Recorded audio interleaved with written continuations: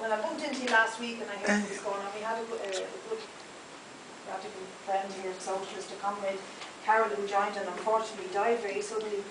But she was very stuck in, and she was your shop steward for a while. And I'm kind of familiar with the pace at which they do. Like you said, this has been going on since 2010 and you aren't being filled in and out. I think at this stage we should do what this man talked about and move this into civil society here in Inchicore. And this meeting should agree to organise another public meeting about your issue.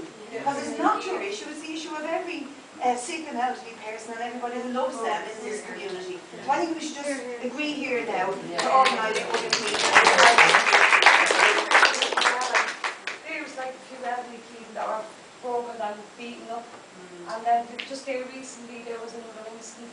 And if this goes the way it's going, well, they're more vulnerable. It's going to be worse. Like somebody going into somebody for 15 minutes and walking out the door. I know I wouldn't do it. I don't know who would, but to walk out and meet somebody for 15 minutes, they might find them dead the next day. And that's what's going to happen if it does go that way. That there's going to be more people like found dead or they're going to be, you know, that way. And that's all in the name of profit for a few people. It's all in the name of business. Well, the point you made, like the same amount of money what's being done by a private company. It's not the respect for the elderly person. Exactly. And it's not the compassion for the elderly person. It's a money maker. It's like buying opening a shop and somebody coming in and giving that money in. And there's nothing else. It's just money making. No, I think we should put on a very good and a very big public meeting and get everybody we can in the community involved, because it's my mammy, your mammy, everybody's loved one. It's me someday as well. You know, we're not commodities, we're people.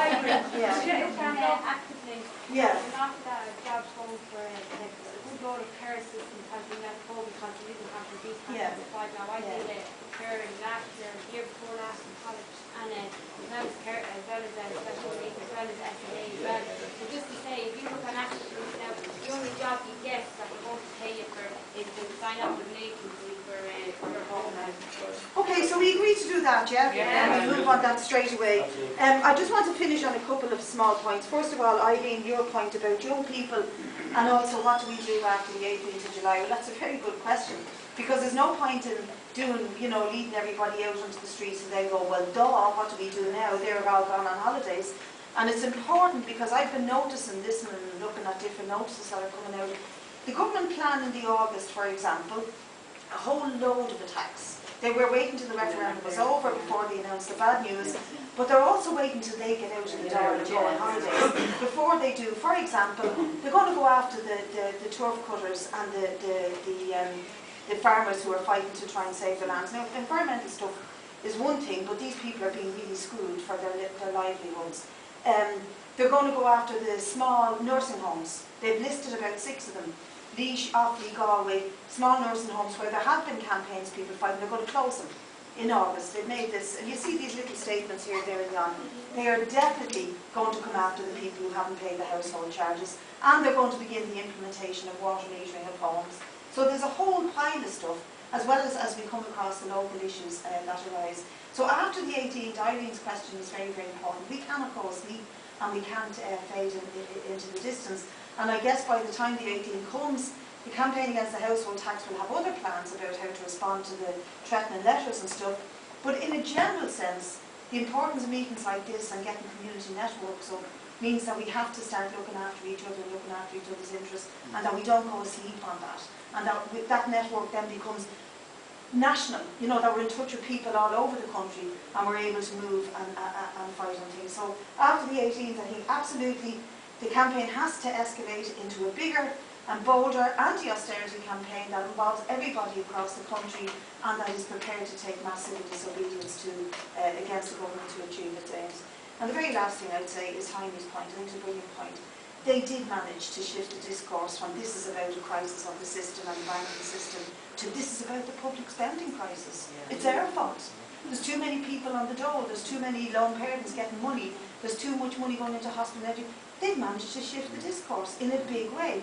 Now we've got to start shifting it back and say, your system is rubbish, it has failed, it doesn't work, now let's talk about something else. It's called socialism. We want to talk about that and see how it will work for ordinary working people, for our communities and for a real future.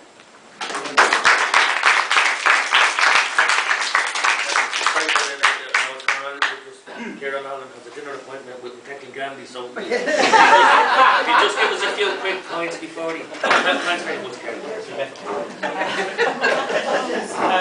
Right, just to go back again on the question, where after the 18th, that's really important. See, that's what actually happened in this country. People start originally voting to bring change, and then people began to work out, we have to have protests. And one of the things that happens at the moment, I've seen this happen many times. For example, up in Louth, people had huge protests in Louth, but then the hospital closed, and people then say, what's the point of protesting?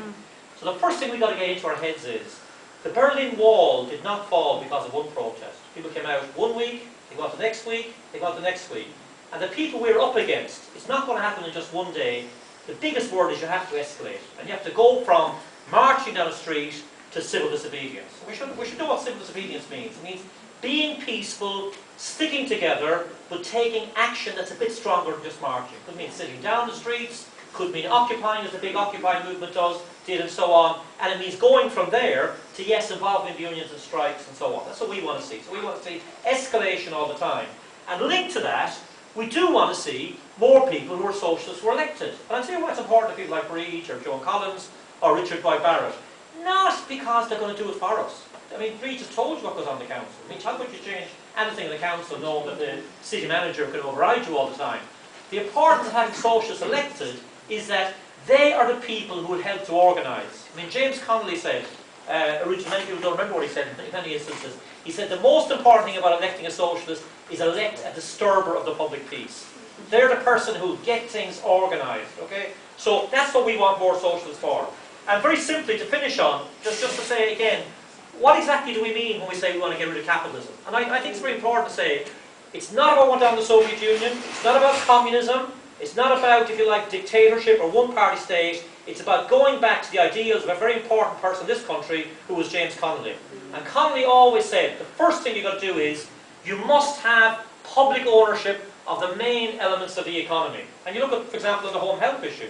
I mean, the idea of passing on services to the elderly to a for-profit organisation, and you know, because I remember meeting people up in the north side, the way it works is, you're taken on as a worker of these agencies, you get 3 hours there, 3 hours at a different place, and you hop around the place, and exactly as you said, your time is up in one place, and you've got to move on elsewhere. That's the reality of profit making, because they just want the bottom line. So when Connolly says we must keep our health services public, our universities public, the gas, the forests, all of that, and more, it makes bloody sense in this situation. I mean, people used to say to you, oh, public enterprises are terrible.